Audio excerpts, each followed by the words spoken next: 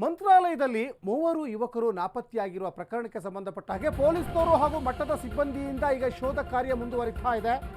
ಮಠದ ಪಕ್ಕ ತುಂಗಭದ್ರಾ ನದಿಯಲ್ಲಿ ಸ್ನಾನಕ್ಕೆ ಹೋಗಿದ್ರು. ಆ ಸಂದರ್ಭದಲ್ಲಿ 20 ವರ್ಷದ ಸಚಿನ್, 19 ವರ್ಷದ ಅಜಿತ್ ಮತ್ತು 20 ವರ್ಷದ ಪ್ರಮೋದ್ ನಾಪತ್ತೆಯಾಗಿದ್ರು. ಅರಸೀಕೆರೆ ತಾಲೂಕಿನ ಯುವಕರು ಅನ್ನೋದು ಇಲ್ಲಿ ಗೊತ್ತಾಗ್ತಾ ಇದೆ. ನೋಡಿ, ಎಲ್ಲರೂ ಕೂಡ ಬದುಕಿ ಬಾಳ್ಬೇಕಾದಂತಹ ವಯಸ್ಸಿನವರು, 20, 19 ವರ್ಷದವರೇ. ಅರಸೀಕೆರೆ ತಾಲೂಕಿನ ಜಾವಗಲ್ನ ಮೂವರು ಯುವಕರು ಅಂತ ಇಲ್ಲಿ ಗೊತ್ತಾಗ್ತಾ ಇದೆ. ನಿನ್ನೆ ಮಂತ್ರಾಲಯಕ್ಕೆ ಬಂದಂಥ ಸಂದರ್ಭದಲ್ಲೇ 5 ಜನ ಸ್ನೇಹಿತರ ತಂಡ ಬಂದಿತ್ತು. ಅದರಲ್ಲಿ ಸ್ನಾನಕ್ಕೆ ಅಂತ ತುಂಗಭದ್ರಾ ನದಿಗೆ 5 ಜನ ಸ್ನೇಹಿತರು ಕೂಡ ಇಳಿತಾರೆ. ನೀರಿನ ರಭಸಕ್ಕೆ ನದಿಯಲ್ಲಿ 3 ಜನ ಕೊಚ್ಚಿ ಹೋಗಿದ್ದಾರೆ ಅನ್ನುವಂತಹ ಅನುಮಾನಗಳನ್ನು ಈಗ ಪೊಲೀಸರು ವ್ಯಕ್ತಪಡಿಸ್ತಾ ಇದ್ದಾರೆ. ಒಂದು ಕಡೆ ಭಾರೀ ಮಳೆ ಬರ್ತಾ ಇದೆ. ಭಾರೀ ಮಳೆ ಹಿನ್ನೆಲೆಯಲ್ಲಿ ನಿನ್ನೆ ಕಾರ್ಯಾಚರಣೆ ಸ್ಥಗಿತಗೊಂಡಿತ್ತು.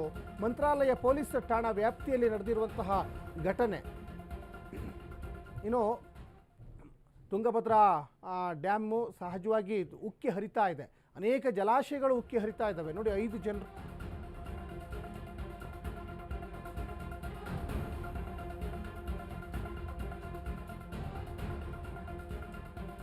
ನೋಡಿ, ಆ ದೃಶ್ಯಗಳಲ್ಲಿ ಗಮನಿಸ್ತಾ ಇದ್ದೀರಾ. ಪೊಲೀಸ್ನವರು ಒಂದು ಕಡೆ ಶೋಧ ಕಾರ್ಯ ಮುಂದುವರಿಸ್ತಾ ಇದ್ದಾರೆ. ಯಾಕೆ ಅಂದರೆ ನಿನ್ನೆ ಸಿಕ್ಕಾಪಟ್ಟೆ ಮಳೆ ಬರ್ತಾ ಇತ್ತು.